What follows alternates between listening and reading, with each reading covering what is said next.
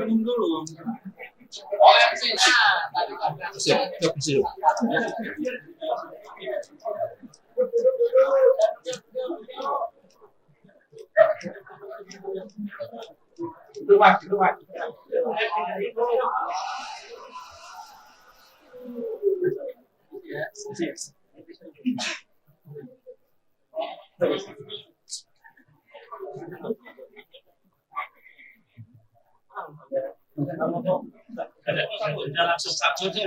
Jadi biar nafas dulu.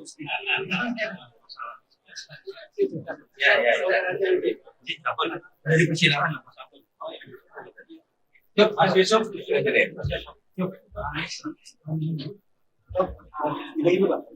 Aman-aman. Pak, ini kalau geser dimaju dikit ya, biar lihat. Bisa. Biar saja. Biar kitanya dimaju dikit. Mas, ini majukan sedikit. Biar bisa lihat yang luar. Biar yang dari sana kelihatan.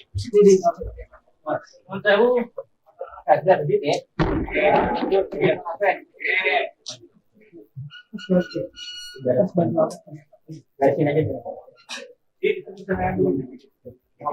Ini bisa lihat dulu. Terus.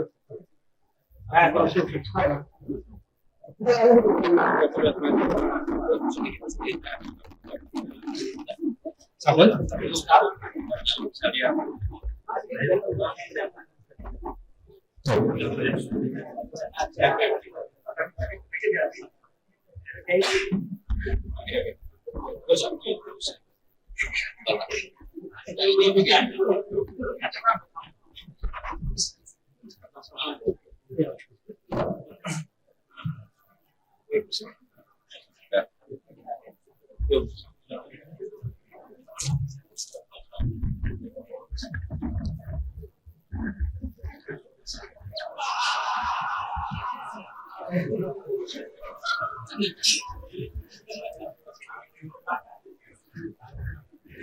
Bisa lihat semua ya.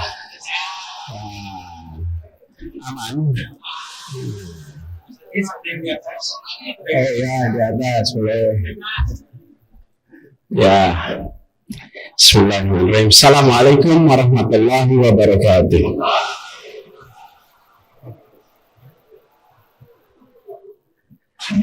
Alhamdulillahirabbil alamin. Wassalatu wassalamu ala sayyidina Muhammadin wa ala alihi wa ashabihi ajma'in. Rabbi shrah li sadri wa yassir li amri wahlul 'uqdatam min lisani yafqahu qawli. Raditu billahi rabba wa bil islami dina wa bil muhammadin nabiyya wa rasula. Rabbi zidni ilma warzuqni fahma. Amin. Amma ba'du. Alhamdulillah, malam hari ini bersyukur sekali bisa kembali bersujud di masjid kampus Fakultas Biologi. Yang undang di sini soalnya. Yang undang di sini. Prof Budi ini berani juga nih. Sahabat Pak Dekan ini, Prof Budi Setiadi Daryono ini adalah teman masa kuliah. Saya di Fakultas Ekonomi, Ketua Senat, beliau Ketua Senat di Fakultas Biologi. Jadi kita seangkatan. Ya, apa udah langsung sekarang. Cuman memang sudah mengalami perkembangan kelebaran.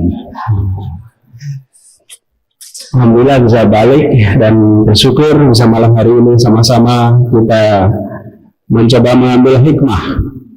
Dan teman-teman ini kalau lihat wajahnya sebagian bukan wajah biologi ini, Pak. Betul nggak deh? Yang luar biologi acungkan tangan coba. Ini namanya, yang perempuan mana? Luar biologi acungan tangan coba. Banyak juga. Ini namanya muhajirun, ya. Ansornya biologi ini di sini. Jadi alhamdulillah malam ini kita bersama-sama mengambil hikmah dari puasa Ramadan. Tadi sudah sama-sama tarawih. Pak Imam tarawihnya cepat betul tadi. Saya masih dalam perjalanan, misalnya Allahu Akbar ini masih bisa. Ternyata sampai sini udah tarawih kita. Jadi mas boleh saya di belakang sana. Nah Pak Imam ini. Oh Pak Imam. Mas Hamim memang ya waduh.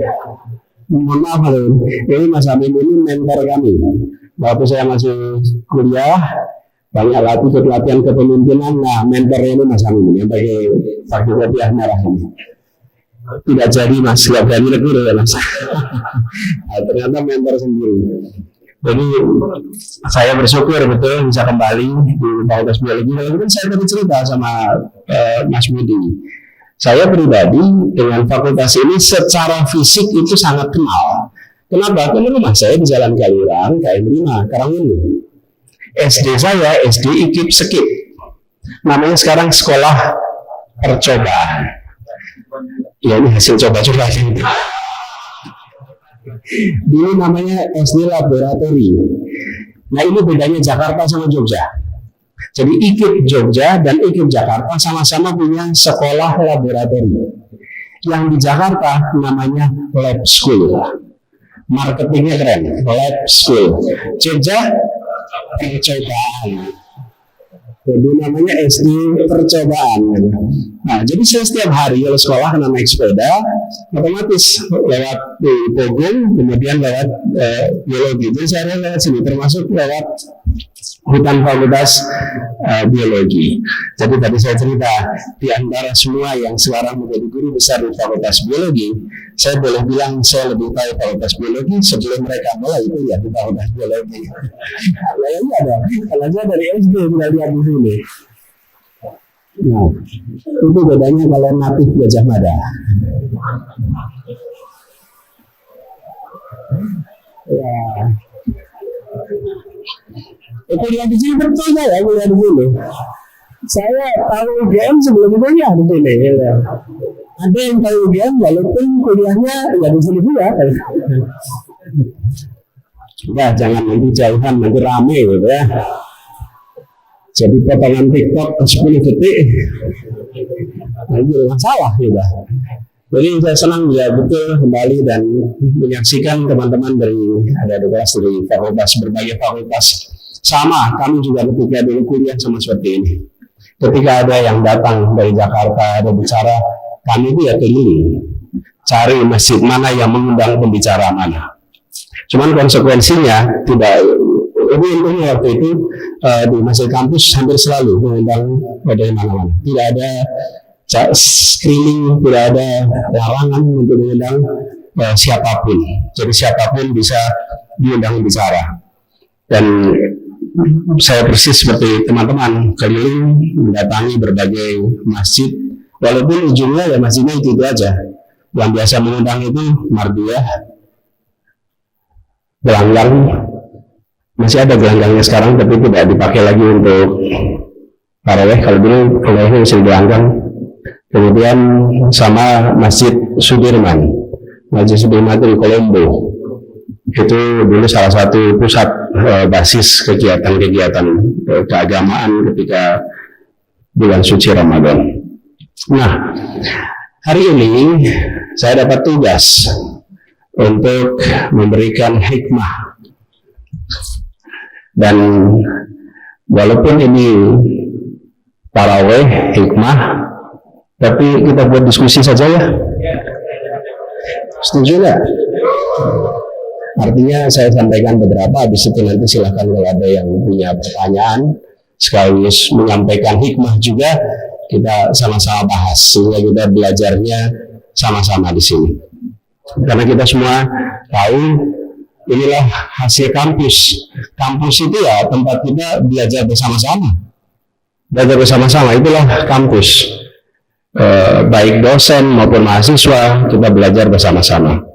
Jadi saya sebelum mulai saya ingin sampaikan sekali lagi terima kasih Prof. Budi dan seluruh dekanat serta teman-teman mahasiswa di JNMB Jamaah masjid, jamaah, jamaah pasti muslim bukan ya? Bukan. Jamaah mahasiswa muslim biologi yang sudah mengundang sehingga kita bisa sama-sama silaturahmi di sini. Sebentar lagi kita akan memperingati Nuzulul Quran. Hafal semua. Apa ayat-ayat pertama yang diturunkan? Oh iya, langsung saya. Fakultas mana mas? Ya, Iqra bismi rabbikal ladzi khalaq. Khalaqal insana min 'alaq. Iqra wa rabbukal akram. Alladzi 'allama bil qalam. 'Allamal insana ma lam ya'lam. Apa ya kita semua? Bacalah dengan nama Tuhanmu yang menciptakan makhluk-makhluk, yang menciptakan manusia dari segumpal darah. Bacalah dengan nama Tuhanmu Maha Pemurah yang mengajarkan manusia melalui pena dan tulisan dan mengajarkan manusia apa yang tidak diketahuinya. Tapi kita semua bisa membaca sebetulnya pesan ini, perintah pertama ini, bagian dari refleksi. Sering dikatakan, kenapa perintah pertamanya bukan sholat? Kenapa perintah pertamanya bukan puasa, bukan zakat, tapi perintah pertamanya justru baca. Dan ketika kita bicara tentang baca, ini ada pelajaran besar bahwa Islam memantik umat manusia untuk membangun peradaban dimulai dengan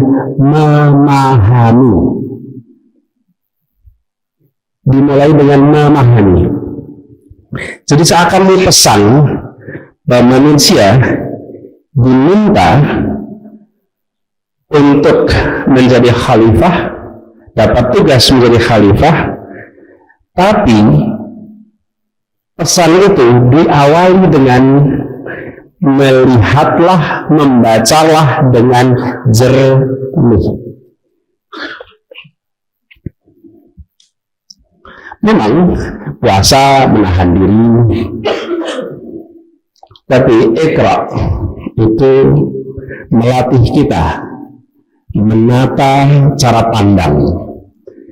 Iqra ini melatih kita supaya hidup dijalani tidak tergesa, tidak dinilai hanya permukaan, dan tidak dibiarkan dikendalikan oleh kebisingan.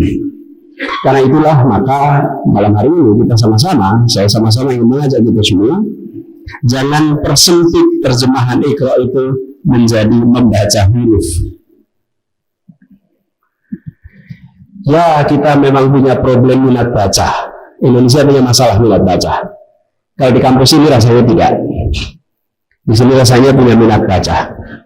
Tapi di luar sana ada problem dengan minat baca. Betul tidak, teman-teman? Dan yang lebih bahaya lagi, lebih parah lagi, kita punya problem gaya baca. Minat baca tinggi, gaya baca rendah. Apa contohnya? Baca WA.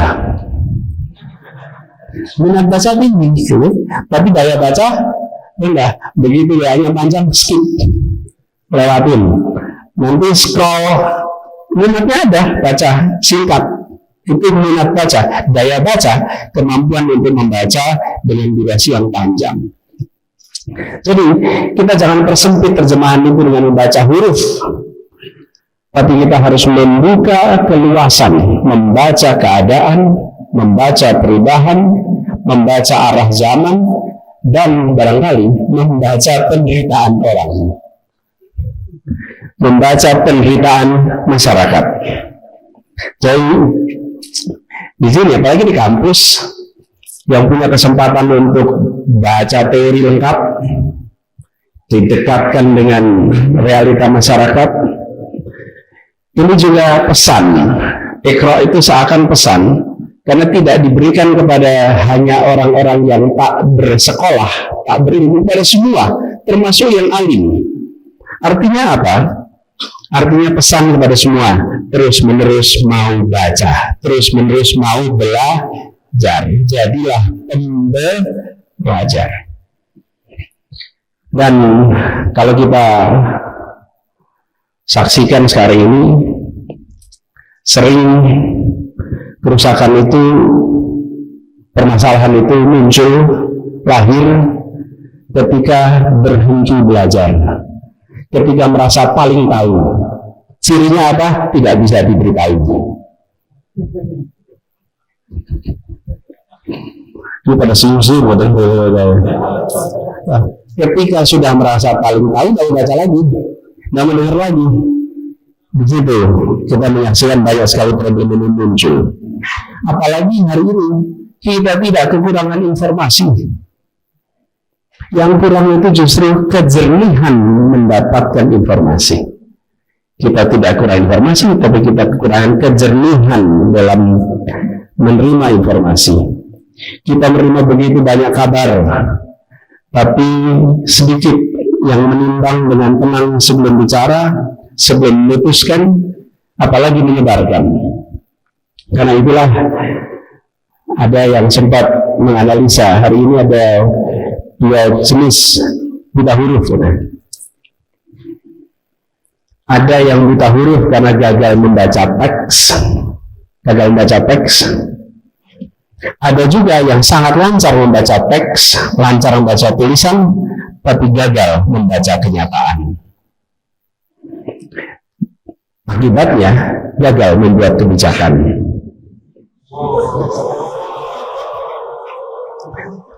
Bahkan gagal mendengar jeritan rakyat. Ini bukan huruf juga. Ini illiterate ini. Ada illiterate teks, ada illiterate non-teks. Maka pesan nuzul Quran yang harus didengungkan kepada semua, bahwa Iqra itu pada akhirnya adalah latihan moral. Iqra ini adalah bacaan yang membuat kita tetap rendah hati,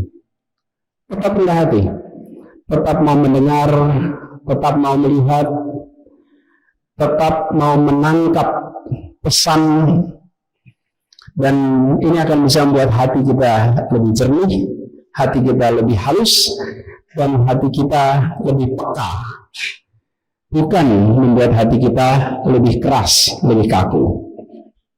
Nah, dengan tema Iqra ini juga, kalau kampus, maka tanggung jawabnya jadi lebih besar di kampus ini. Kampus ini adalah tempat merawat pertanyaan. Mahasiswa tidak cukup hanya diberi isi di kepalanya, isi bukan. Mahasiswa ini harus sama-sama diberikan kesempatan untuk berpikir, untuk menguji, dan lalu menyampaikan pandangan dengan jernih dan berani. Itu mahasiswa. Kalau mahasiswa takut-takut, maka hilangkan maha di mahasiswaannya. Dia maha siswa, artinya gelar maha atas kesiswaannya.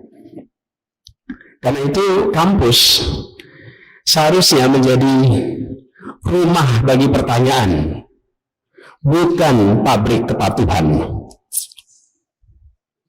Dan kampus universitas menjadi ruang eksperimen tentang masa depan, bukan gudang menyimpan ilmu masa lalu. Karena itu kampus harus membiasakan semua unsur dalamnya, khususnya mahasiswa, bukan hanya terbiasa untuk menghafal. Kalau itu yang dikerjakan, maka roh Iqra belum hidup. Ilmu itu tumbuh lewat pengujian, ilmu itu tumbuh lewat pertanyaan yang kritis, dan ilmu itu tumbuh dari keberanian melakukan koreksi, melakukan diskusi, dan melakukan ekspresi pandangan yang berbeda. Nanti muncul perdebatan. Nah, kalau di kampus nggak boleh takut sama debat. Kalau di kampus terbiasa debat, setelah selesai dari kampus tidak pernah takut dengan debat. Tapi kalau tidak pernah debat di kampus, pasti takut dengan debat sesudah dari kampus. Betul nggak, teman-teman? Ya. Jadi di kampus inilah kemudian bacaan-bacaan itu bisa diperdebatkan, saling membaca dengan perspektif yang berbeda-beda.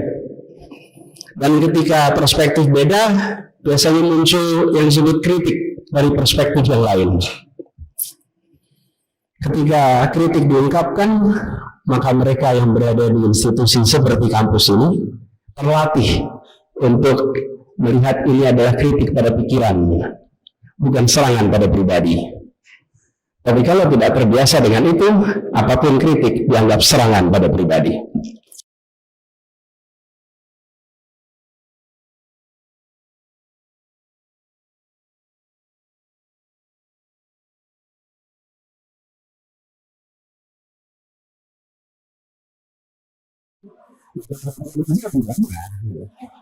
Anda bilang itu kalau belum terbiasa kan? Iya. Kalau udah terbiasa, proses hukum aja itu. Proses hukum. Nah, itulah sebabnya berlaku dari awal. Dan saya yakin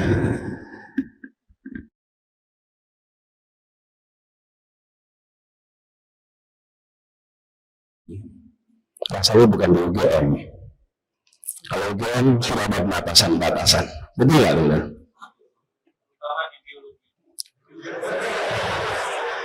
Pasti di biologi. Ini sudah ada.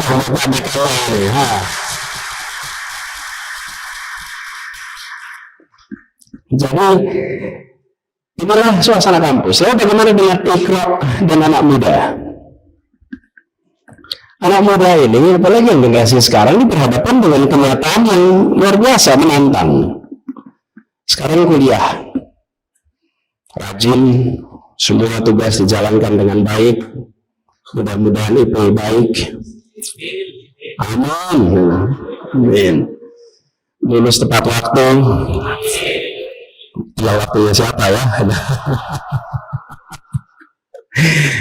Lulus tepat waktu. Tapi juga luar sana itu lapangan pekerjaan agak sulit sekarang itu, teman-teman.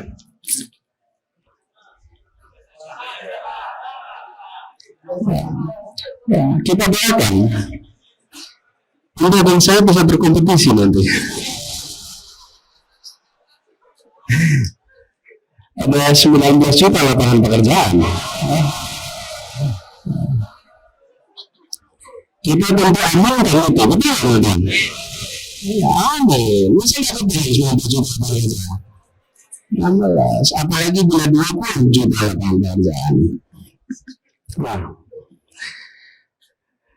tapi juga, teman-teman, Iqra ini bagi anak-anak muda sebenarnya kesempatan. Kenapa? Suasana sekarang suasana penuh ketidakpastian. Dan bagi anak muda yang dibutuhkan itu bukan ceramah-ceramah yang menyalahkan anak muda. Karena saya sering dengar anak muda katanya sekarang kurang fokus, kurang tahan banting, kurang serius. Apa?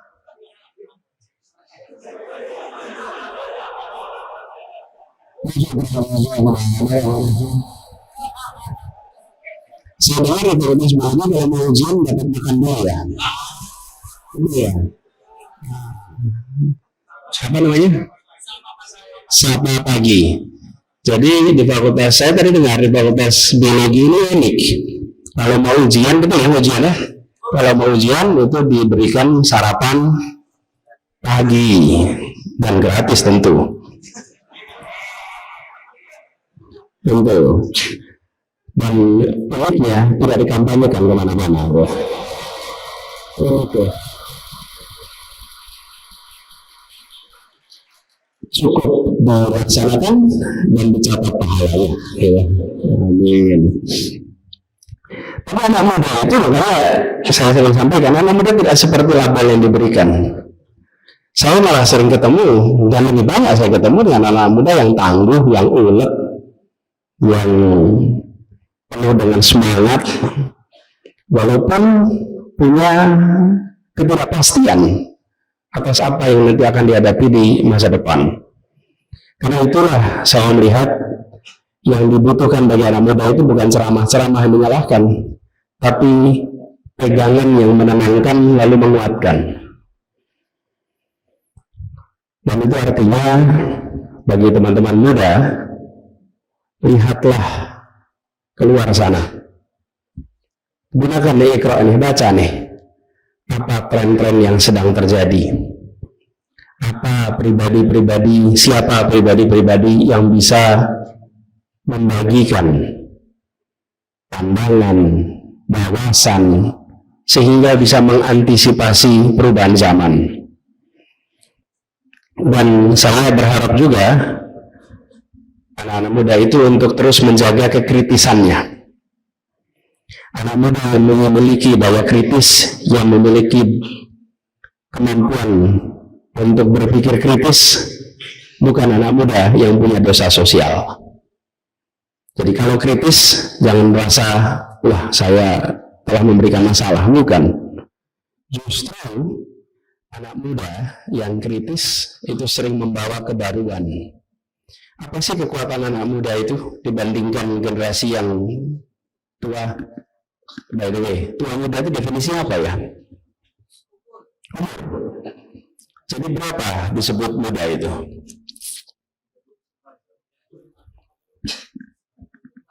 Tua berapa? Teman-teman, tua muda itu sulit sekali definisikan. Saya ulangi lagi, panjang pendek. Disebut pendek bila berapa? Bila panjang berapa? Nggak tahu. Kecil besar, bisa nggak? Bisa. Ini tuh konsep abstrak yang kita pahami tapi kita tidak bisa rumuskan definisinya. Betul nggak teman-teman? Kecuali bukan tidak bisa. Setiap orang punya definisi berbeda. Jadi panjang pendek itu jauh dekat.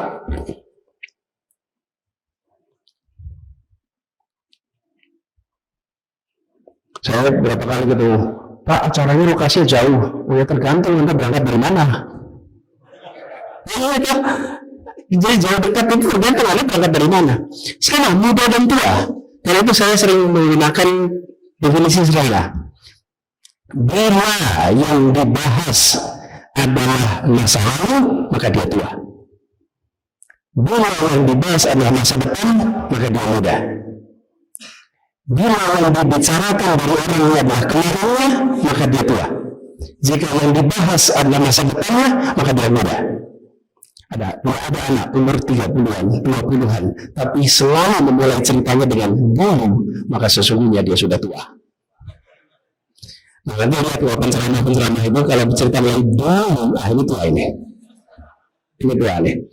Kalau besok, maka dia masih muda. Jadi teman-teman, anak muda itu melihatnya ke depan. Dan inilah keunikan anak muda. Anak muda itu membawa kebaruan.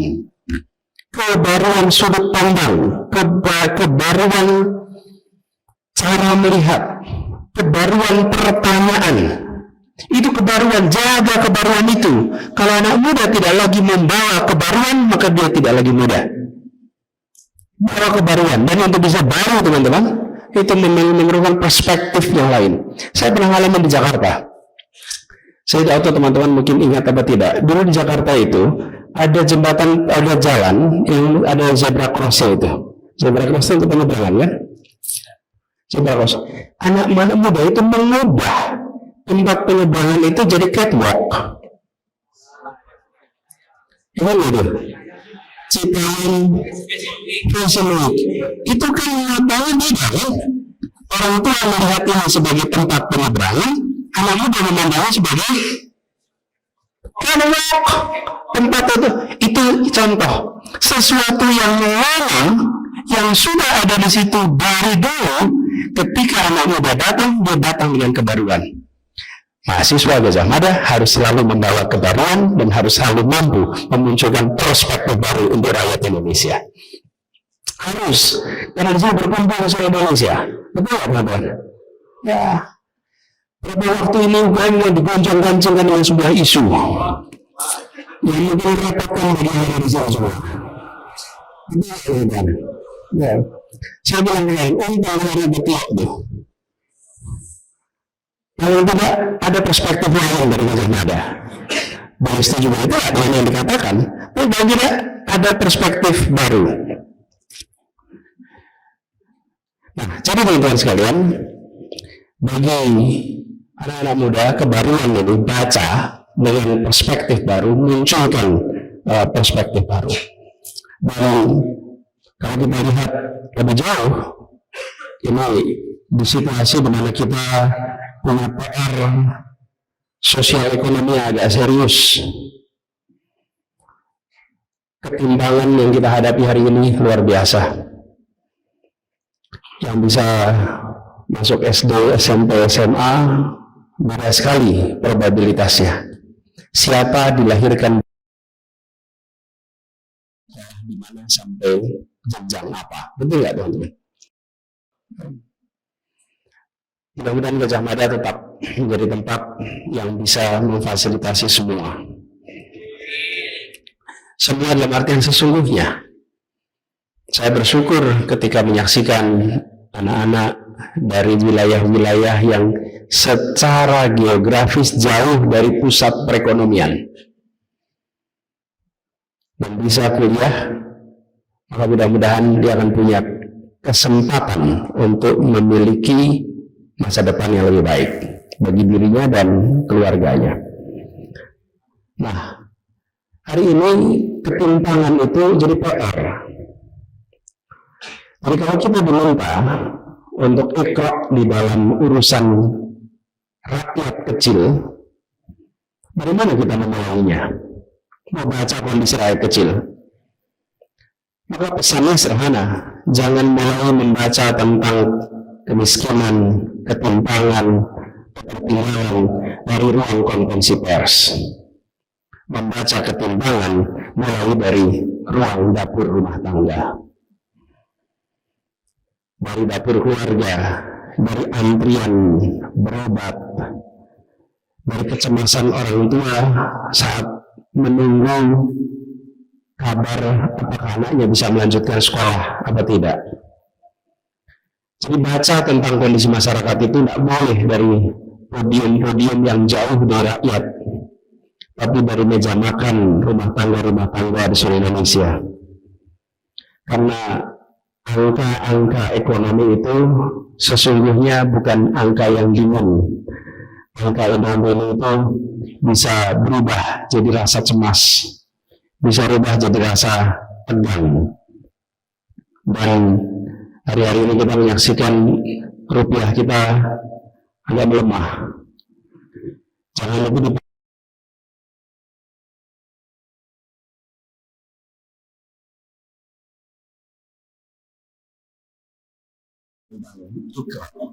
jangan kita membayangkan sebatas teks tulisan itu bagaimana kita menangkap fenomena, melihat konsekuensi di balik setiap yang kita baca.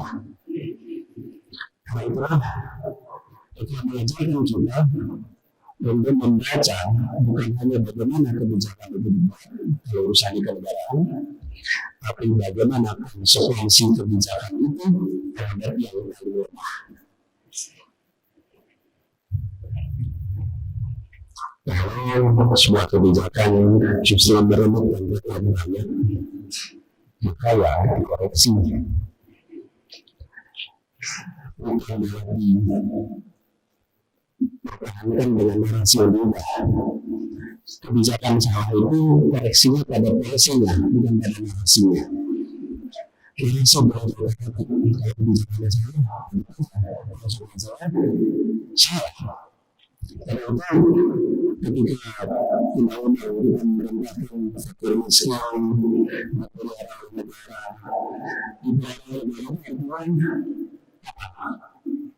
ditingkatkan derajatnya, bukan dipelihara pada fakir dan miskin.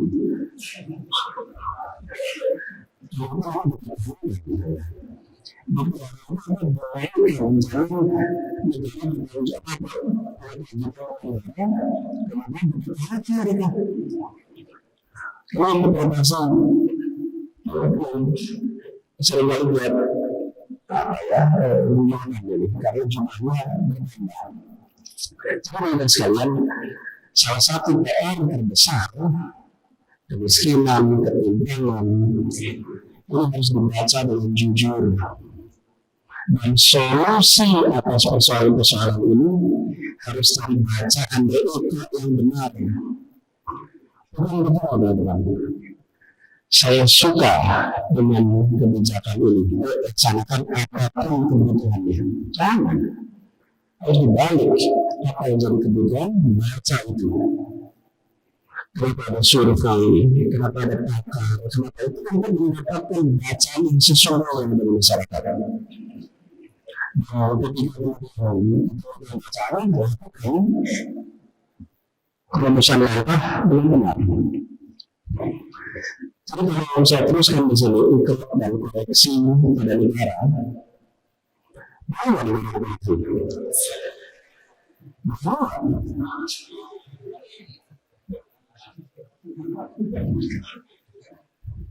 jangan tahu di sini. Ini yang bilang bahwa ini mencatat dulu.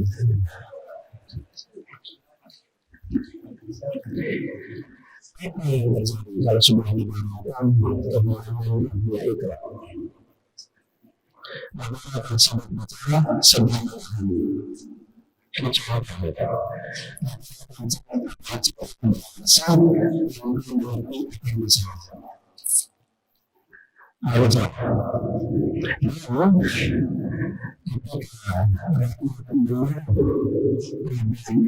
Bahasanya kalau memandang kepada pengadil untuk membaca keluhan rakyat bukan sibuk melakukan slogan.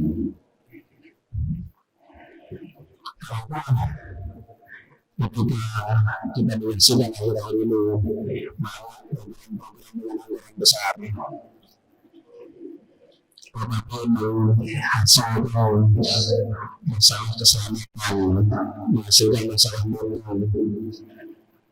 Kalau kita pakai perspektif itu yang benar, maka dilakukan koreksi yang sesungguhnya, bukan sekedar narasinya yang diganti.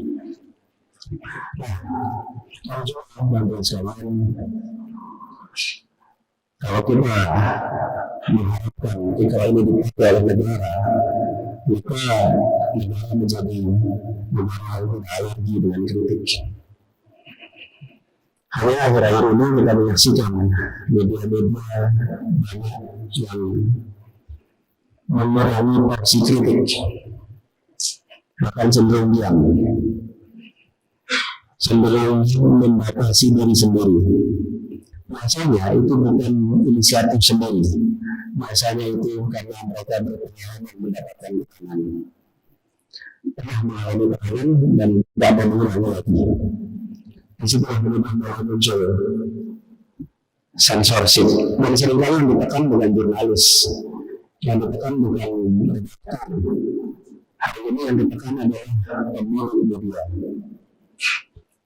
Yang ditekan media bukan yang jurnalis, karena itu yang berhak mengelolanya. Orang harus waspada. Justru apa? Kalau mereka membaca, teman-teman baca kontennya bisa ke sosial media. Dan sosial media itu masya Allah aktif. Seperti pelaku negeri juga bebas aktif. Ya, orang bebas aktif.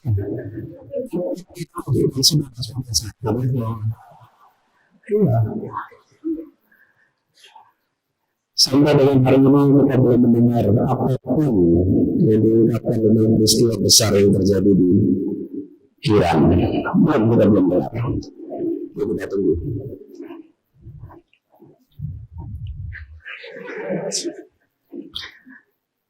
Saya mana tadi? Saya ngomong domestik.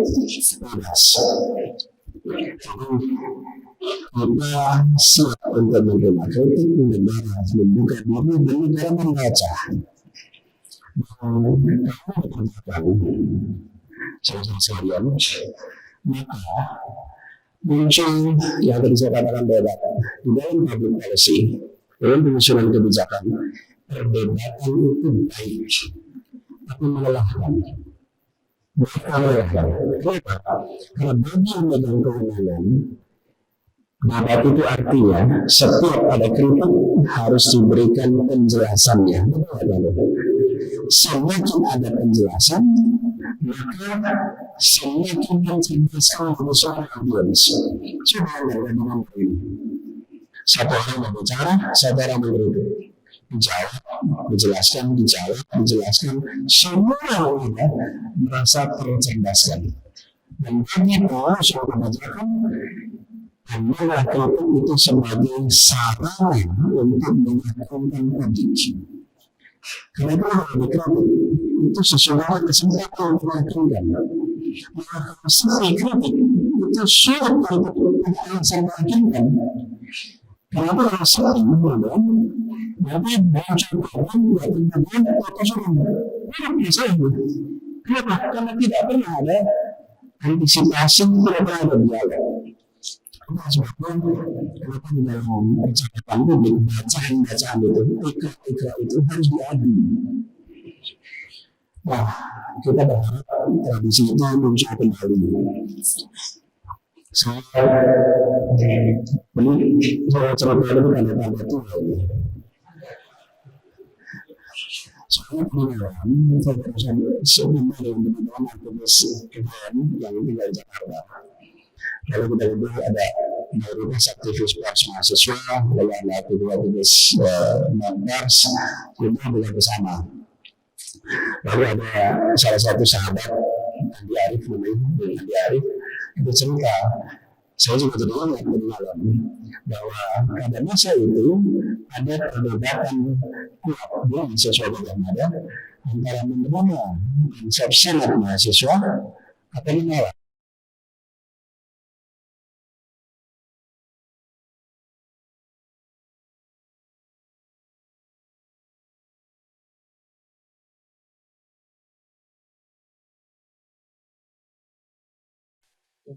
Baru kita berbeda pendapat. Lalu di kampus Negeri yang saya berdebatkan tadi malam dibuat debat dan dihadiri ratusan mahasiswa yang pro dan yang kon. Dan setiap kali yang saya bicara disorakin yang dukung dan dengan yang berbeda. Sebaliknya ketika lawan namanya Edi waktu itu di Fakultas Filsafat mengalami di ruang itu kita berdebat, di ruang itu kita berbeda pandangan, di ruang itu keras pendebatannya. Yang mendukung juga mengungkapkan dukungan yang terbuka. Tapi setelah selesai berdebat, kita salaman dan tetap bersahabat, tetap berteman. Itu tradisi itu, teman-teman. Membuat siapa yang paling mendengar, yang paling mendapat manfaat kita semua. Langsung bertanya. Bahwa yang saya rasakan harus dikembalikan dalam kehidupan kita. Karena itu artinya kita memberikan hak kepada semua untuk membaca. Tadi yang saya sebut ikra. Nah, di bagian akhir ini sebelum nanti kita ngobrol dan dialog, saya ini di fakultas biologi ini. Fakultas saya ekonomi. Jadi saya masuk ke fakultas yang salah hari ini. Ada yang ekonomi nggak di sini? Alhamdulillah. Dua ya, lumayan.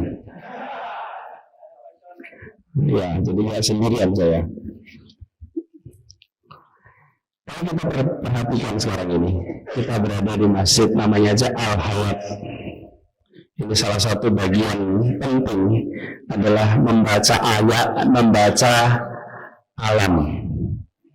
Dan kalau kita bicara ilmu hayat, kita sekarang menyaksikan bagaimana alam kita mengalami kerusakan yang luar biasa, dahsyat betul. Tadi kenapa saya tanya ekonomi dan saya batas ekonomi? Karena di ekonomi itu akar katanya oikos nomos. Di sini akar katanya oikos logos. Ekologi dan ekonomi. Oikos nomos, oikos logos. Akar katanya sama, tapi ngakur. Yang ekonomi merusak ekologis, ya, yang ekologis menghambat ekonomi. Ini akur nih. Selama beberapa abad ini akur. Baru 3-4 dekade ini ada usaha serius untuk mempersatukan dua ini supaya ekonomi dan ekologi mau berjalan seiring. Karena musuhan lama sekali nih. Mungkin gedung fakultas harus dijajarkan ini, Mas. Antara ekonomi dan ekologi. Nah, kita menyadari ini sebagai amanah yang harus kita sama-sama jaga untuk anak cucu kita. Baca kondisinya. Hujan yang terjadi hari-hari ini di beberapa tahun belakang ini tidak bisa lagi ditemukan polanya. Tidak bisa lagi ditemukan polanya. Di saat musim panas hujan lebat sampai banjir, di saat musim hujan kering kerontang yang amat panjang. Betul ya teman-teman? Di daerah yang sedang amat dingin muncul panas, di daerah yang biasanya gurun Sahara muncul hujan. Mekah sampai banjir itu kan sulit menjelaskannya. Dan itu terjadi lebih sering akhir-akhir ini. Karena itu saya melihat mudah-mudahan di kampus ini khususnya Fakultas Biologi, masjid dan laboratorium tidak dijauhkan jaraknya. Ekonomi dan ekologi didekatkan interaksinya. Masjid menjaga adat, laboratorium menajamkan akal, menajamkan cara kita berpikir. Dan kalau keduanya bisa bertemu dengan baik, insya Allah akan menghasilkan kebaikan bagi semuanya. Pada akhirnya, bacaan kita semua harus berujung pada keberpihakan. Buat apa kita membaca kalau tidak berpihak? Saya tanya, kampus itu boleh tidak netral? Apa kampus harus netral? Yakin? Kampus harus objektif, tapi kampus tidak harus netral. Objektif dan netral itu beda. Kita harus menjaga objektif setelah kampus, tapi nggak boleh netral. Tidak netral. Kalau ada penyimpangan, masa harus netral? Kalau di situ ada penindasan, masa harus netral? Kalau di situ ada hal yang melancang dari norma, apa harus netral? Netral itu tidak wajib, tapi objektif itu wajib. Dan objektif itu yang bisa lakukan berapa? Membaca, mendengar, menyaksikan dengan jelas. Betul nggak teman-teman? Tidak bisa objektif itu dikerjakan tanpa ikrar. Karena itulah tahap berikutnya sesudah objektif, ikrar ini harus diiringi dengan keberanian untuk mengungkapkan, keberanian untuk membahas, keberanian untuk mempertukarkan bacaan masing-masing. Jadi kalau boleh kita manfaatkan Ramadan ini, di bulan Ramadan ini kita bisa minimal memohon dua hal kepada Allah SWT. Satu, jernihkan ikrar kita dalam membaca kenyataan yang ada di masyarakat kita. Yang kedua, meluruskan hati ketika mengambil sikap menghadapi keadaan yang tidak seharusnya. Jadi bukan hanya diminta bukan hanya memohon untuk jernih, tapi memohon untuk punya keberanian. Dan dilanjutkan dengan lindungi di dalam mengusahakan perubahan. Karena itu pada malam hari ini saya mengajak pada diri saya sendiri semuanya, mari kita kembali kepada ruh ikra. Bukan saja membaca teks, bukan saja membaca kitab, tapi mengambil hikmah, membaca dengan jernih, berpikir dengan jujur, lalu akhlak dikedepankan dalam hadir untuk sesama. Insya Allah di situ kemudian agama menjadi hidup bagi semuanya. Jadi saudara sekalian yang saya hormati, ini kesempatan bagi kita semua. Mari kita luaskan perspektif itu. Dan di negeri kita yang hari ini powernya banyak sekali. Indonesia ini stok masalahnya cukup. Kita nggak pernah kekurangan stok masalah. Kira-kira stok masalah kita cukup. Tapi jangan kita pesimis. Sesulit-sulitnya kita yang kita hadapi hari ini, ada generasi sebelumnya yang jauh lebih sulit. Dan kalau generasi sebelumnya sudah bisa mengantarkan kita ke sini, insya Allah kita bisa mengantarkan untuk generasi depan yang lebih baik. Karena itu jangan kabur. Ya, teruslah berjuang di sini. Nah, saudara-saudara, Bapak semua, teman-teman mahasiswa saya hormati, silahkan kalau mau ada yang mengungkapkan pandangan, pikiran, pertanyaan, ya, boleh nanti saya tutup mikrofon. Saya ini bingung cara memilihnya gimana ya Pak Dekan. Yang perempuan ada ini. Apa? Ada mikrofon di sana ya? Ya.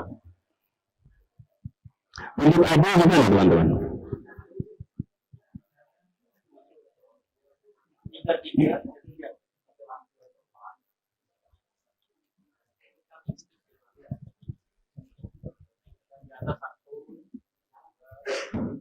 Daripada selesai, kalau langsung tanya Pak. Sebentar. Itu belum tanya langsung Mas. Gini, boleh.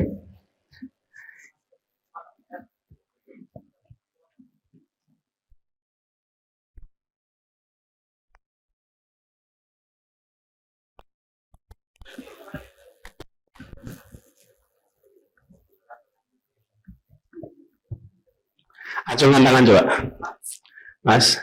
Ini angkanya. Ya, diurutkan. Yang nomor ini dapat 2, 3, 6, 7, 8, 9, 10. Nah, 11 ini. 11. Loh, saya nulis angka 11, saya minta Anda ngitung dapat nih nomor 11. Rangka menjadinya.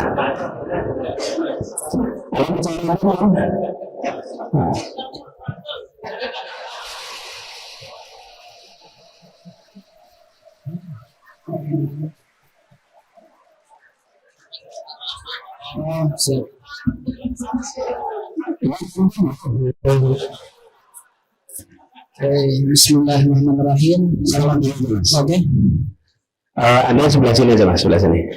Biar terlihat sama yang perempuan juga terlihat.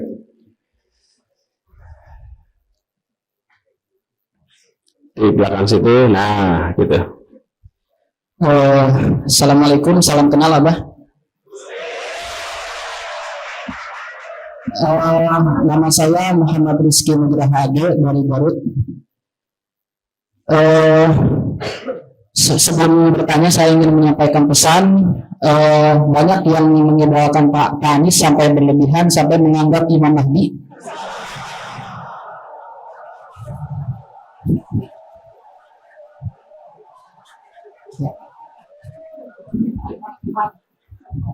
Tolong berikan public address yang jelas Bapak bahwa Bapak juga masih manusia, butuh bantuan kita, bahwa jangan hanya mengidolakan Bapak tapi juga ikut bergerak berkembang untuk melakukan perubahan.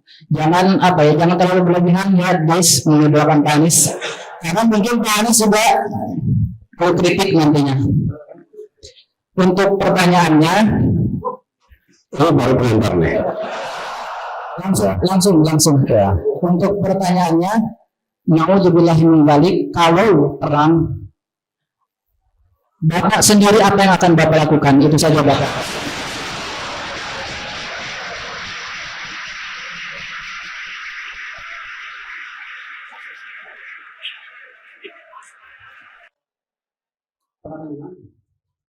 Perang di sana. Yang baru.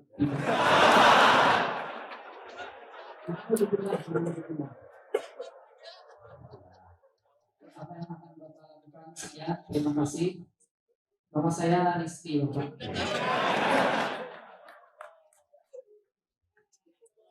Ya. Yuk, yang kedua. Sekarang dari perempuan dulu biar adil. Terus pilihkan aja salah satu mikrofonnya di mana adil.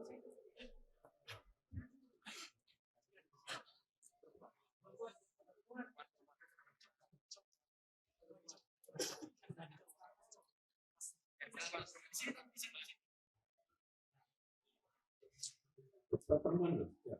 Satu-satu. Sana gitu saja. Kalau belum siap,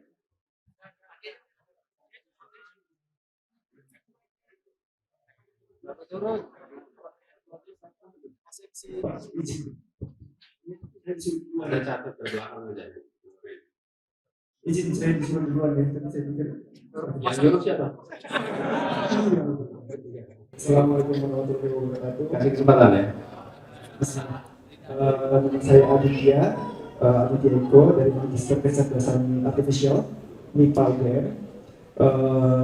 Sebelumnya saya mau bertanya, ini Pak, menyampaikan sedikit refleksi pribadi, Ya. sambil bertanya. Ya. Latar belakang saya sebenarnya policy science dari universitas di Jepang dengan fokus pada kebijakan publik dan pembangunan regional.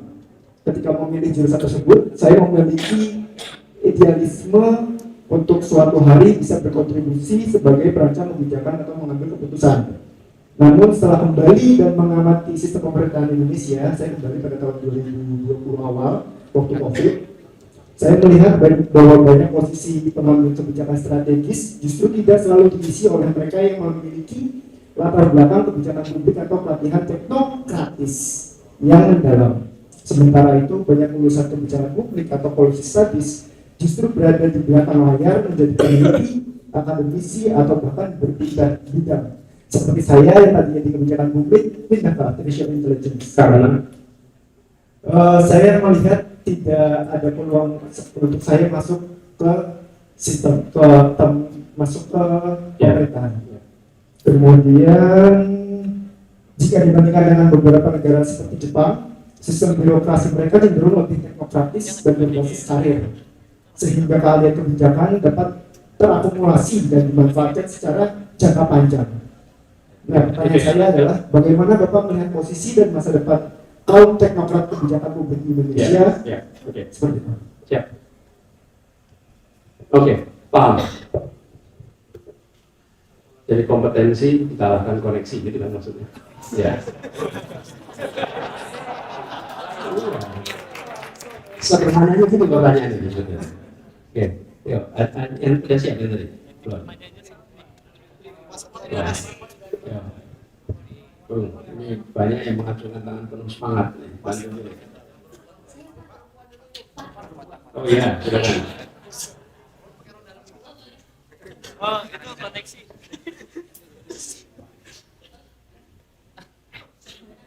Ya.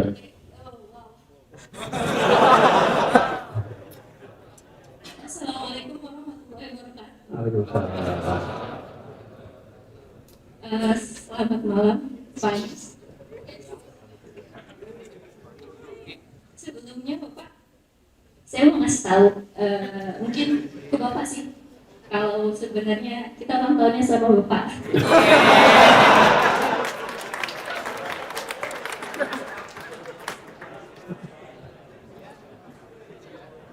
Oke, mungkin ini bukan bertanya ya Pak, ya. Lebih ke curhat mungkin ya Pak. Jadi terkait program pemerintah kita yang saat ini ya Bapak, kan ya benar MBG. Ini kan kebetulan saya berasal dari kabupaten dan ada, kalau kita lihat dari program tersebut itu banyak siswa atau ya siswa dari golongan bawah itu sangat antusias dengan program MBG. Nah kebetulan melihat antusias itu karena saya pernah berkecimpung di dunia pendidikan juga ya Bapak, saya juga termasuk senang. Tapi di satu sisi melihat beberapa berita yang hadir seperti anak juga gitu yang di daerah dengan golongan bawah tidak bisa membeli buku gitu. Jadi saya berpikir ini sebenarnya pendidikan ini harus bagaimana gitu. Ya, ya. Saya pikir kalau seandainya Bapak nanti ada kesempatan mau jadi RI1 atau ada jadi seseorang yang berpengaruh di Indonesia, harapan saya ingin melihat Bapak bisa benar-benar melihat pendidikan di Indonesia gitu Pak, karena pendidikan di Indonesia ini luar biasa. Kalau benar sih orang yang bilang kayak kalau ngaji dulu gitu kan, karena lihat di Indonesia kurang ini kurang itu, tapi saya seperti itu kata Bapak tadi, kenapa kita harus kabur sementara Indonesia tuh sebagus ini, cuma kita aja yang belum dapat gitunya gitu loh Pak. Jadi saya harapan saya bahwa Bapak bisa jadi orang yang itu. Namanya siapa? Nama saya Habibah Bapak. Siapa? Habibah. Habibah. Iya. Wah, Habibah. Terima kasih Bapak. Assalamualaikum. Terima kasih ya.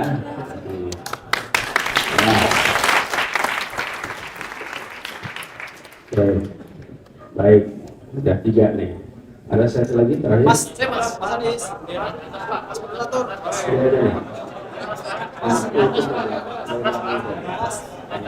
Yang di atas Pak.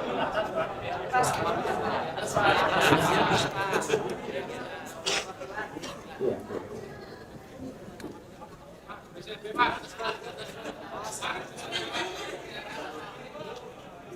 Mas MC.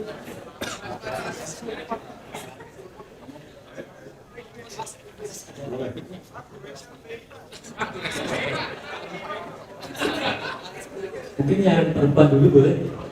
Satu lain lagi. Mungkin Intel mau nanya Intel.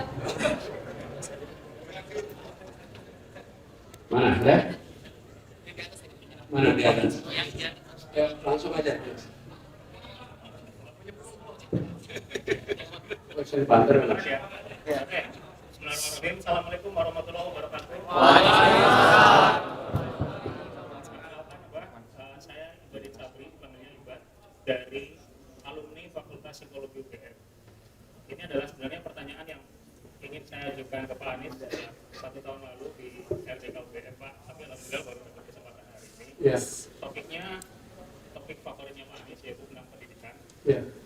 Waktu itu Pak Anies bercerita di RDK UGM ketika ditanya oleh AAG, beliau bertanya ke Pak Anies, kenapa orang-orang yang pendidikannya tinggi ini masih saja korupsi? Tapi padahal mereka pendidikannya tinggi. Kemudian Pak Anies merespon, justru bukan karena pendidikan tingginya, tapi karena pendidikan usia dirinya yang lebih berpengaruh. Kurang lebih seperti itu, ya. Apakah artinya tingginya tingkat pendidikan seseorang itu tidak berbanding terbalik dengan kecenderungan dia untuk korupsi? Lalu jika benar demikian, kita selama ini berarti terjebak pada sebuah sistem pendidikan yang hanya mengutamakan akademik saja, mengutamakan nilai di atas kertas saja, tidak ada regulasi diri, tidak ada kematangan emosi dan lain sebagainya, yang menurut saya itu tidak kalah penting begitu. Dan bagaimana cara kita keluar dari siklus ini, Pak? Karena kalau kita tidak keluar dari siklus ini, lagi-lagi kedepannya kita akan mendapati orang-orang dan pemimpin-pemimpin yang culas dan suram sejak dalam pikiran. Lalu apakah di masa depan Pak Anies melihat bahwa asesmen integritas itu bisa menjadi bagian dari sistem pendidikan dan juga seleksi kepemimpinan pada tingkat nasional? Dan terakhir doa saya Pak Anies, semoga kita semua masih bisa, semoga Pak Anies sehat selalu dan masih bisa melihat wajah Pak Anies tidak hanya di bilik suara, tapi di kelas-kelas, di auditorium. Terima kasih. Waalaikumsalam warahmatullahi. Terima kasih.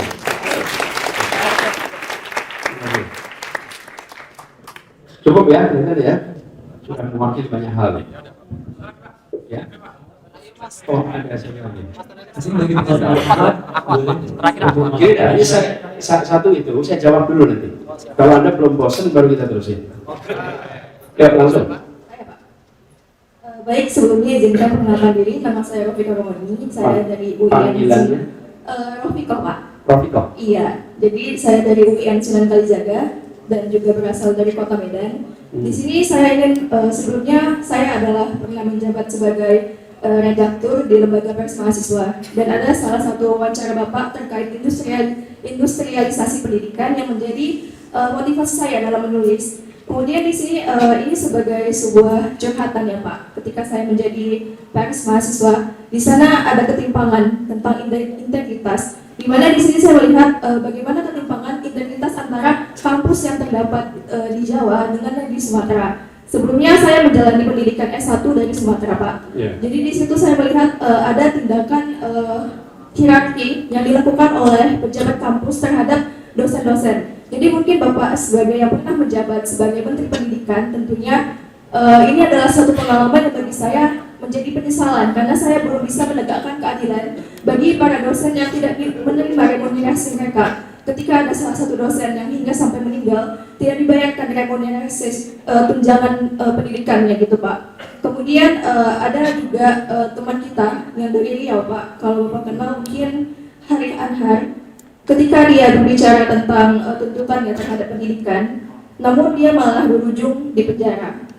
Kemudian di sini juga ini lebih kepada bagaimana sih Pak sebenarnya ketika mahasiswa ingin mengkritisi bagi lembaga pendidikan yang integritasnya sudah minim, tapi kami itu diintervensi Pak. Saya sendiri sekarang tidak bisa melanjutkan lagi perjuangan bagi teman-teman, bagi dosen-dosen yang belum mendapatkan haknya Pak. Jadi ini adalah salah satu yang sampai detik ini saya merasa bahwa apa yang sebenarnya bisa dilakukan oleh seorang mahasiswa Pak untuk menegakkan keadilan bagi kampus mereka yang mungkin mengintervensi bagi mahasiswanya. Sekian mungkin Pak. Semoga bisa dapat dipahami. Terima kasih. Jadi, ini pertanyaannya macam-macam nih. Dari mulai soal perguruan tinggi yang tidak seimbang sampai kalau ada perang dunia ketiga. Ini luas nih pertanyaannya. Jadi biologi ini mencakup semesta alam ya. Dan dari Bu Rizky, terima kasih Bu Rizky. Karena itulah kenapa saya membiasakan diri soal kritik itu. Bahkan tadi ngomong ulang tahun, saya ketika kuliah dulu, kalau ulang tahun saya minta teman menuliskan surat di amplop tanpa nama, isinya kritik. Isinya kritik, tanpa nama. Dan ada teman saya almarhum Bimo Skodatmo, itu beliau aktivis mahasiswa, sampai pernah ditahan karena demo di Medan. Beliau itu menuliskan kritik kepada saya berlembar-lembar dan ditandatangani dan ditulis namanya. Ya. Jadi saya ingin sampaikan bahwa ya kita harus terbiasa dengan dialog itu, sehingga dingin. Kalau kritik saya nggak kurang stok kritik Mas, di mana-mana itu. Ada yang berdasarkan data, ada yang berdasarkan imajinasi. Nah, yang berdasarkan imajinasi ya nggak usah dijawab gitu. Lebih banyak imajinasi sebetulnya. Tapi begini, saya warga negara, kalau ada perang ikut perintah Panglima tertinggi.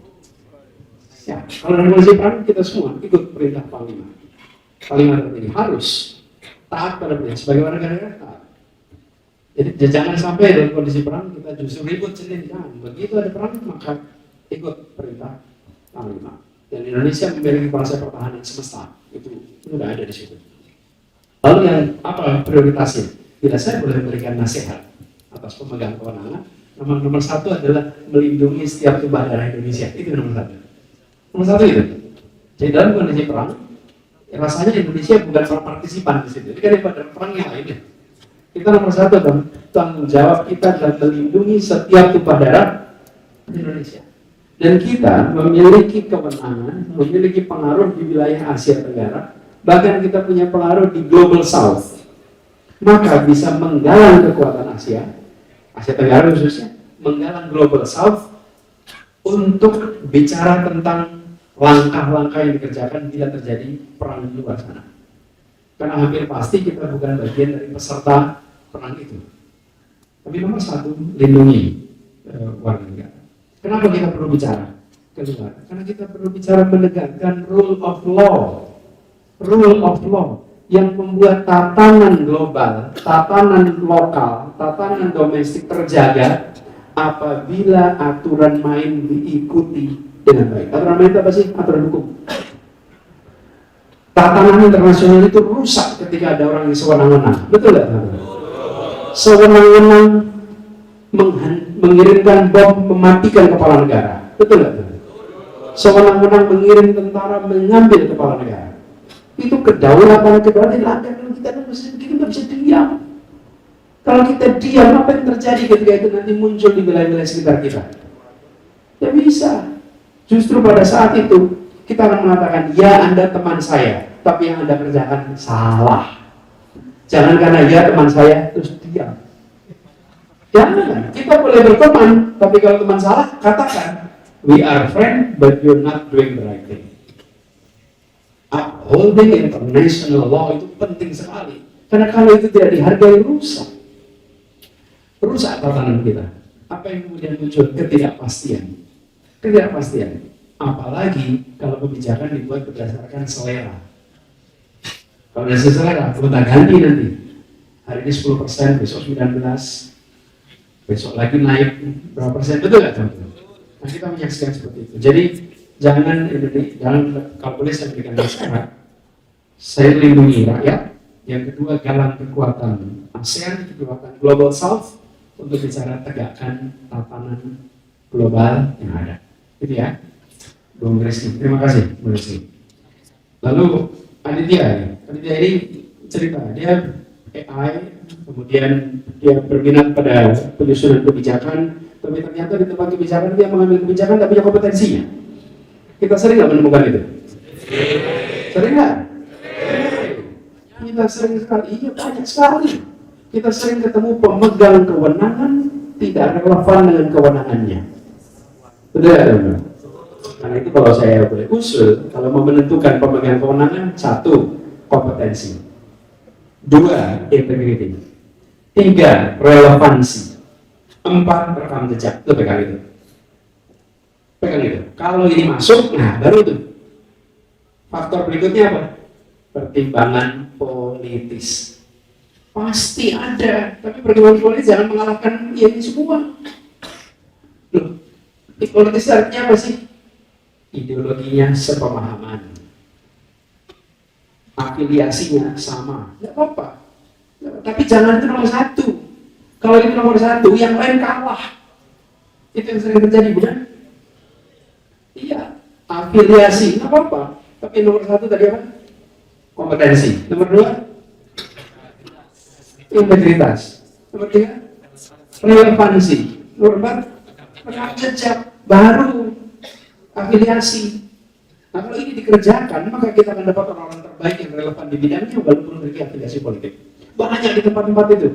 Ketika Perdana Menteri ganti, dia ambil orang yang seideologi dengan dia. Tapi begitu dilihat kompetensinya, masuk. Relevansinya, masuk. Rekam jejaknya, masuk. Integritasnya masuk. Masalah nggak? Nggak masalah.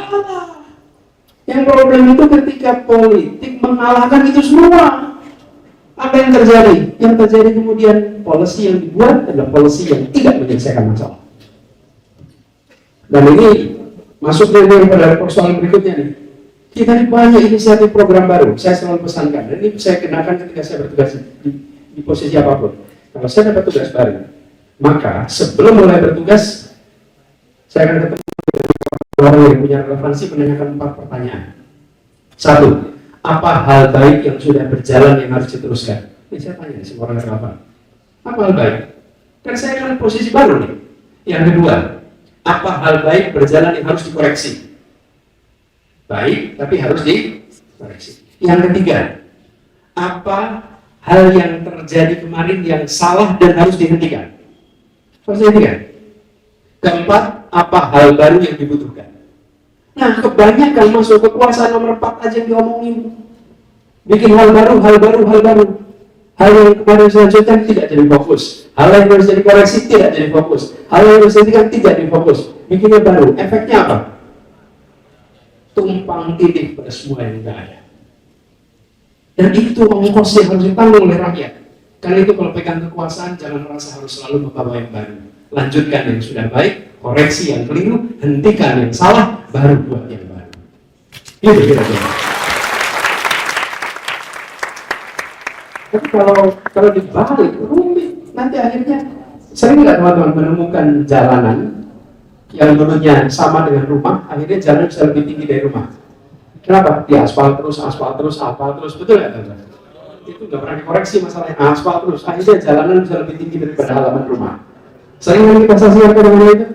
Nah, jadi, saya kembali pada Habibah bertanya, bagaimana dengan program MPG dan lain-lain? Ini program, kalau dilaksanakan baik tidak?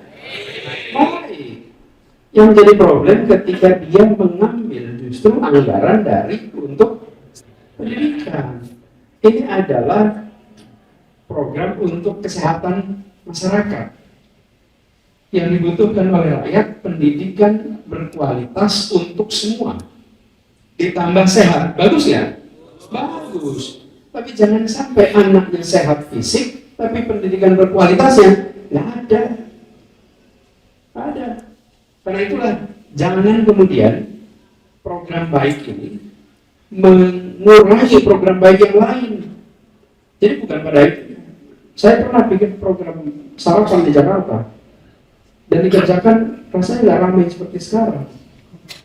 Kenapa? Karena antara dapur dan tempat makan pendek jaraknya.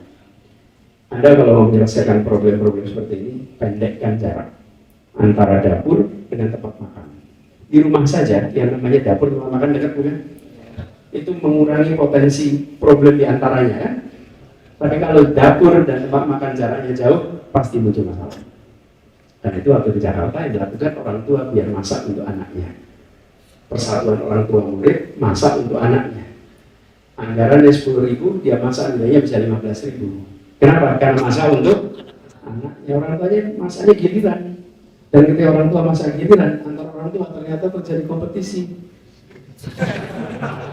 Iya, anak-anaknya yang ngomong, wah kalau ibunya si Anu masakannya enak, panas yang lain. Berikutnya lebih enak lagi, berikutnya lebih enak lagi, lebih enak lagi. Yang untung siapa? Anak-anaknya. Ada nggak ibu meracuni anak? Karena itu nggak ada masalah racun. Nggak ada. Ya, monggo kalau mau dipakai. Jadi kalau soal yang seperti ini, saya sampaikan Pak Habibah, isunya adalah baca kenyataan, lalu mau untuk melakukan perubahan. Dan yang penting lagi bahwa program seperti ini dipakai untuk membuat siswa sehat, bukan penyelenggara sehat. Itu dua hal yang berbeda. Tapi kalau terbalik, anaknya tidak sehat, penyelenggaranya sehat, maka itu namanya kalau bahasa Jawa talang terus. Anda tahu talang terus? Talang kan untuk mengalirkan air, bukan? Talang itu rukunnya tidak boleh menyerap air. Talang itu hanya boleh mengalirkan. Jadi kalau talang menyerap air itu salah. Jadi kalau ini membuat sehat rakyat, tapi yang sehat penyelenggara, nah itu salah. Itu seperti talang yang basah. Ibarat.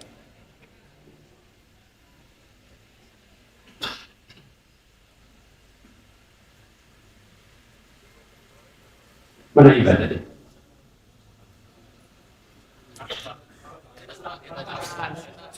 Oh, Iba. Terima kasih.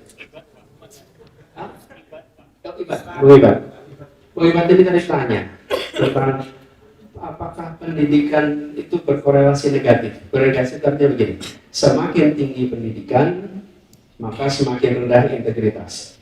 Saya belum bisa menemukan korelasi itu. Apakah ada integritas? Tetapi saya termasuk yang meyakini bahwa yang disebut sebagai akhlak, yang disebut sebagai pendidikan karakter, itu dimulainya di usia dini. Belajar jujur, belajar menghargai milik orang lain, itu dimulainya pada saat usia dini. Karena itulah kenapa saya katakan kalau ada orang tertangkap korupsi, jangan tanya perguruan tingginya di mana, dapat doktornya di mana, tapi tanya TK-nya di mana, pendidikan dininya di mana, karena disitulah kita belajar. Teman-teman mungkin yang ngalamin TK ingat nggak suka bisik-bisik gitu, disampaikan pesan berbisik, pesan berantai. Sering nggak merasakan itu? Itu pelajaran apa sih sebetulnya?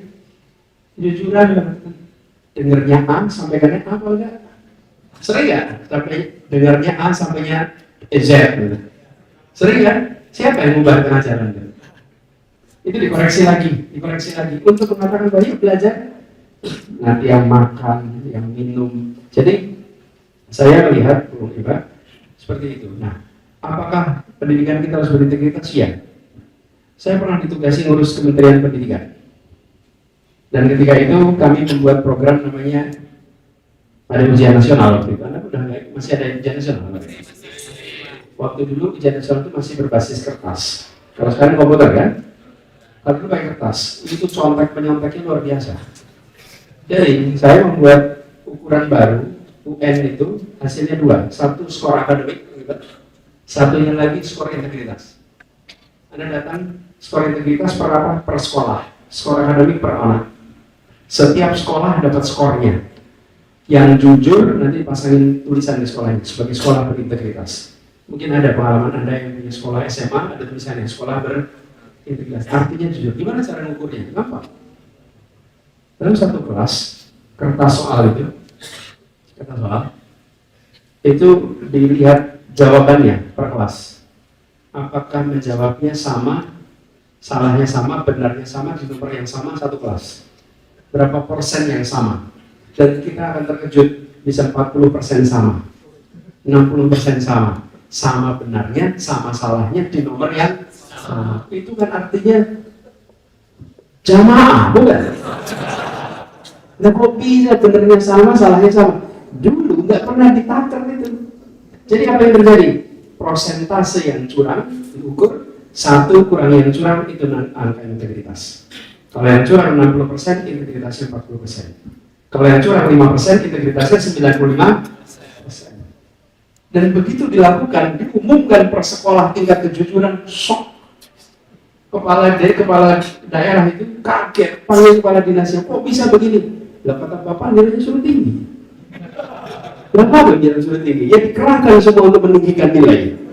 Dan apa yang terjadi? Rusak. Anak-anak itu diajari caranya nyontek. Mengerikan, teman-teman. Ini adalah namanya reproduksi potensi koruptor masa depan. Dikerjakan secara sistemik oleh institusi pendidikan. Harus dihentikan, dijalankan program itu. 2016 tobatan nasuha di mana-mana. Menjelang ujian kami nggak mau lagi. Kenapa? Karena akan ketahuan. Dulu nggak tahu, kalau nggak akan tahu. Setelah ketahuan 2016 jujur. Kenapa? Malu dengan angka itu. Ada satu provinsi itu nilainya rendah tapi kejujurannya tinggi. Kira-kira provinsi mana? NTT, udah pernah dengar? Nusa Tenggara Timur. Akhirnya Nusa Tenggara Timur itu kalau lihat nilai itu dia bilang, kami memang rendah, tapi kami jujur. Daripada itu kalian angkanya tinggi tapi jujur. Dan alhamdulillah Jogja salah satu kota yang paling tinggi nilai integritasnya. Unik nih, Jogja. Ini temuannya nih. Jogja, Purworejo, Magelang, Klaten, Solo sampai Madiun itu jujur semua. Saya nggak tahu kenapa, tapi di wilayah itu jujur semua. Yang nggak jujur saya nggak ceritakan di sini.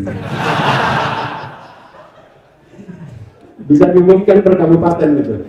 Dan akhirnya diumumkan per kabupaten. Dan apa yang terjadi? Orang itu malu. Dosa itu apa sih?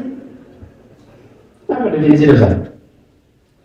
Sesuatu yang kita kerjakan dan kita tidak ingin orang lain lihat itu kita kerjakan. Betul tidak? Jadi begitu diumumkan, ditransparankan, mundur. Nggak berani lagi, malu. Sekolah-sekolah di Jogja lihat, pasti ada poster depannya tulisan sekolah berintegritas. Banyak sekali sekolah-sekolah berintegritas di Jogja, hampir semuanya. Di sini nilainya di atas 90-an. Nah, program itu berjalan, lalu menterinya jadi reshuffle. Nah, programnya nggak diterusin. Sayang deh, karena ini bicara integritas mengibat. Jadi kembali kepada tadi. Integritas itu harus digaungkan, harus dicontohkan, harus dibuatkan sistemnya. Tidak bisa sekedar dikhotbahkan saja. Kalau dikhotbahkan saja, nggak akan ada artinya. Dibuatkan sistemnya, dibuat sistem yang mengubah perilaku. Apa sih tujuan dari membuat aturan itu? Aturan itu ditujukan untuk membentuk perilaku, mengolah perilaku. Itulah bentuk aturan.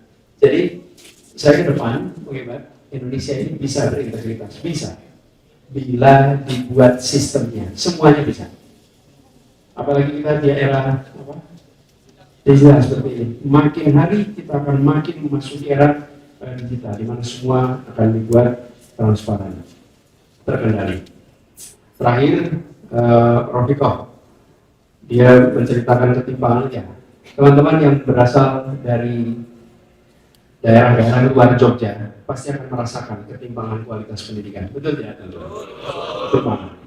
Ketika mulai masuk ke Jogja merasakan ketimpangan itu. Dan ini yang harus dibereskan.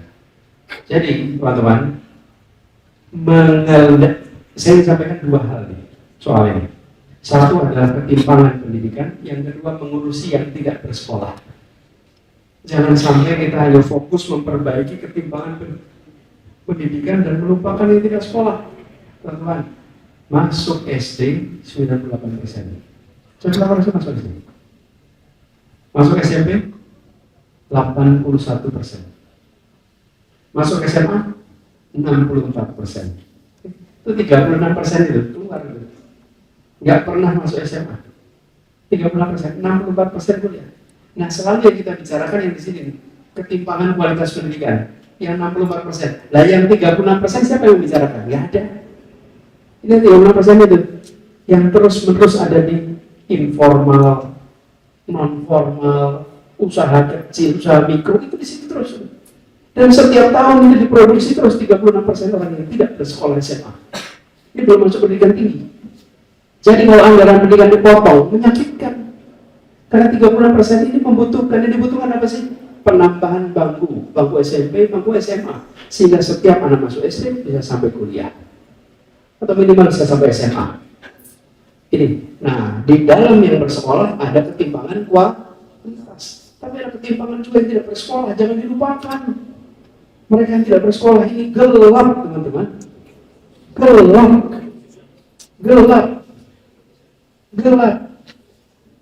Orang tua yang anaknya bisa bersekolah walaupun miskin orang tuanya. Saya bayangkan dia bisa lihat anaknya dalam tidur, dia bersekolah bagus, dia bisa bilang, insya Allah anak saya tidak akan hidup seperti saya. Kenapa di sekolah bagus? Bayangkan orang tua hidupnya miskin, anaknya putus sekolah, melihat anaknya tidur di malam hari, dia pun gelap dan membayangkan anak saya akan mengalami kemiskinan yang sama seperti saya di masa yang akan datang. Itu yang paling menyakitkan. Kalau kita bisa menyediakan mereka dengan fasilitas pendidikan yang baik, maka orang tua itu punya harapan untuk masa depan. Jadi, Romiko, ini ketimpangan ini luar biasa. Dan siapa yang bisa bereskan di sini? Anggarannya yang bisa bereskan siapa? Presiden, nggak ada yang lain. Betul. Kenapa? Saya udah pernah ngalamin kok. Yang berkuasa di sini Kementerian Keuangan. Bukan Kementerian Keuangan. Bappenas. Atasannya yang bisa mengarahkan. Begitu diarahkan, jalan. Ada perintah MBG, jalan. Ada perintah untuk membuat koperasi seluruh Indonesia, jalan. Betul nggak, teman-teman? Begitu ada perintah dari atas, jalan. Kalau ada perintah dari atas, setiap anak harus masuk, harus tuntas sekolahnya, jalan. Tambah bangku SMP, tambah bangku SMA, tambah guru. Lalu yang kedua, kesejahteraan gurunya, kesejahteraan dosen itu dibicarakan. Bagaimana dosen bisa mengajar dengan baik ketika dia tidak mendapatkan pendapatan dengan baik? Betul nggak? Kalau udah baik ya? Insya Allah. Kalau dulu dosen itu artinya dus-dusan dengan sen-senan. Uangnya dus-dusan tapi sen-senan. Tapi sekarang insya Allah kesejahteraan dosen itu lebih baik di UGM paling tidak. Tapi kita berharap, teman-teman, kesejahteraan bisa bereskan serius, apalagi guru. Jadi bagi negara yang ingin masa depan lebih baik, paling gampang lihat apakah pendidikan investasi yang dikerjakan dengan benar atau tidak. Kalau dengan benar, maka insya Allah baik. Alam, mineral, gas, minyak, itu bisa membuat kaya. Tapi pendidikan yang mempertahankan kekayaan.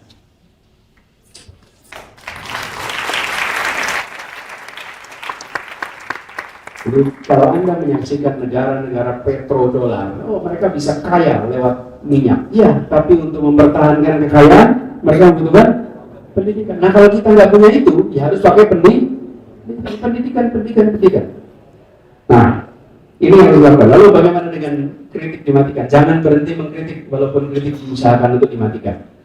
Jangan berhenti mengkritik, jangan berhenti mengeluarkan pendapat. Jadi, walaupun Anda menyaksikan ruang kritik itu dibatasi, jangan berhenti, jangan mengalah, jangan kemudian merasa, wah ini saya udah diam saja, jangan. Justru harus terus-menerus mengungkapkan pandangannya. Kenapa? Pada waktunya akan ada momentum di mana kritik itu akan berdampak. Di Gajah Mada, mengkritik pemerintah otoriter Orde Baru terus-menerus dari tahun 80-an, 90-an terus. Kritik itu jalan terus, tapi tidak tahu kapan itu akan muncul momentum. Akhirnya muncul momentum tahun 97, 98 berhenti. Tapi berusaha itu jalan terus. Tapi bila kritik tidak berjalan, maka begitu ada momentum kita tidak punya kesiapan. Karena itulah jalankan terus. Jadi saudara-saudara sekalian, ini pesan untuk kita semua, walaupun negeri kita punya banyak masalah dan harus dibereskan. Menurut saya salah satu masalah paling besar adalah soal integritas. Kalau integritas tidak ditegakkan, maka yang internasional tidak mau masuk, yang dalam negeri akan keluar.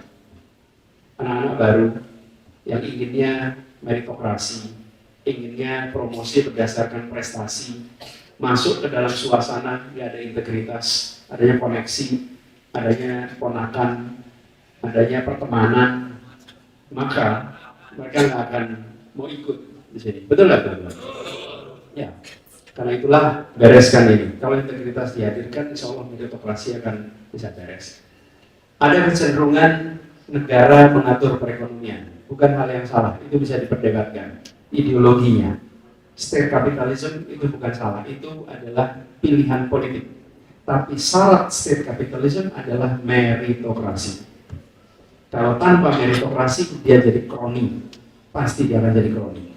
State capitalism tanpa meritokrasi sama dengan kronisme. Karena konco yang akan ikut, teman, koneksi, keluarga, itu yang akan berada di dalamnya. Nah ini harus ditangani sama-sama. Jadi kita baca situasi ini, kita manfaatkan Ramadan ini, perenungan kita dari Iqra, baca situasi, lakukan koreksi.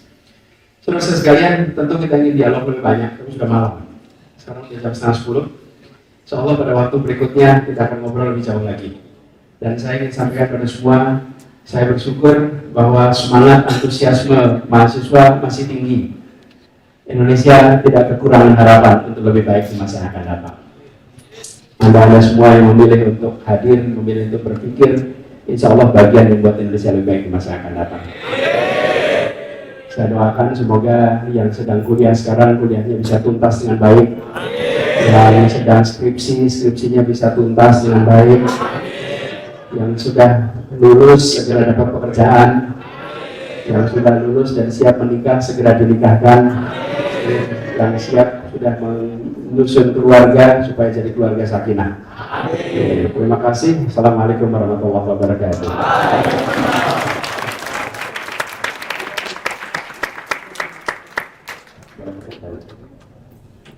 Ini buat yang tadi tanya, ada buku buat Anda. Silakan maju ke depan, lihat buku.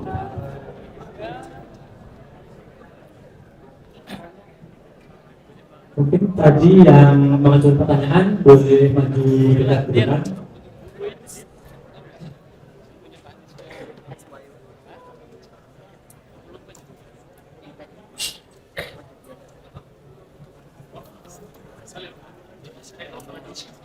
Untuk teman-teman yang 2 akhwat tadi dan 3 ikhwan boleh berdekat ke Anis.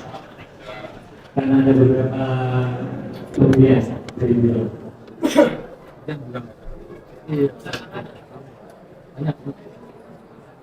Terima kasih banyak.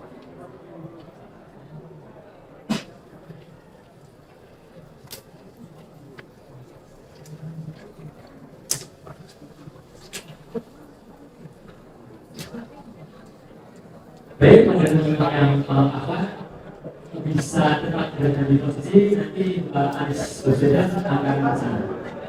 Terima kasih.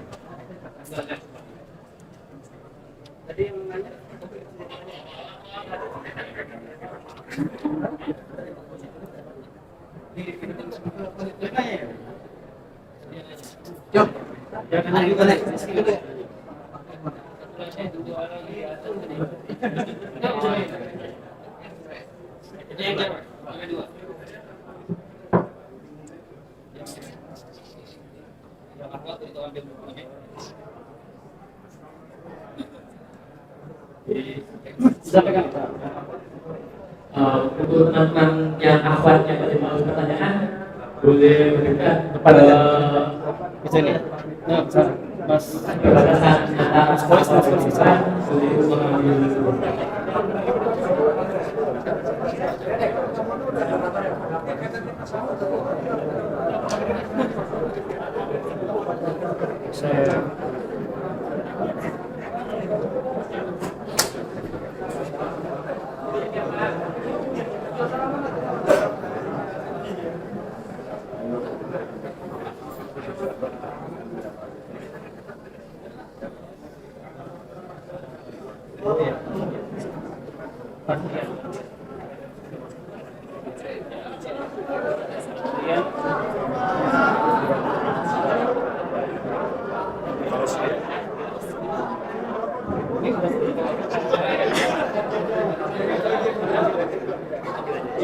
Yang nama bagian metode menentukan yang logistik. Jadi cuma ambilnya untuk dimana untuk berharian saudara bukan atas nama panggilan apakah ada apabila ada dipersilakan menunjukkan dengan email @adriansyah@gmail.com.